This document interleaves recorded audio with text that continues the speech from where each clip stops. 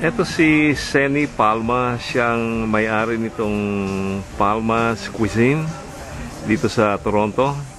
At pansamantala nagtayo sila ng booth para sumali dito sa 60th anniversary ng Our Lady of the Assumption dito sa Bathurst. So ito si Senny. Kamusta, Senny? Pwede bang introduce mo sarili mo? Ako po si Senny Palma na taga Ilocos Sur. Kami ay nag-umpisa sa Scarborough Restaurant noong February 2010. At ito dito rin sa ng Assumption, simbahan ng Assumption para tumulong sa mga community. So bagong mahigit isang taon lang yung yung restaurant mo doon sa Scarborough? Opo. Ang Scarborough saan ba? Dito sa Ellesmere and Midland, south of Ellesmere. Ano ang mga tinitinda nyo sa restaurant nyo?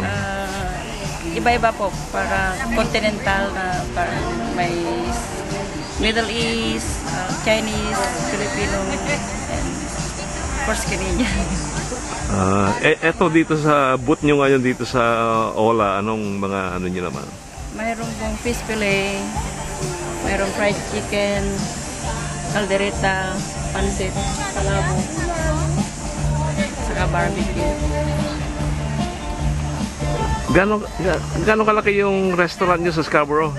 Meron din 10 tables po, mga 25 capacity o 30. Anong mga customers nyo?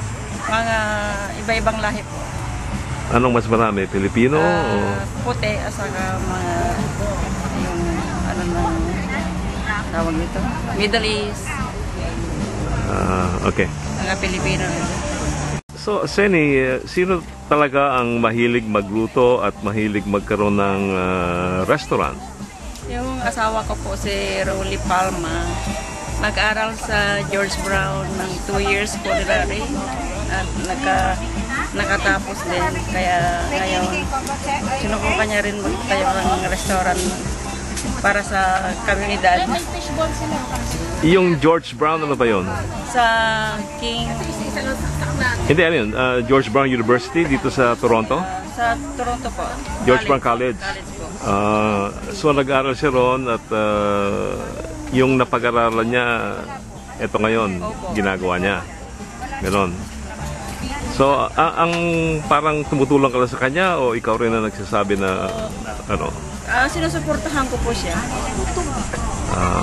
Matagal na ba kayo magkasawa? Opo, since 1992. Thank you. Salamat din po.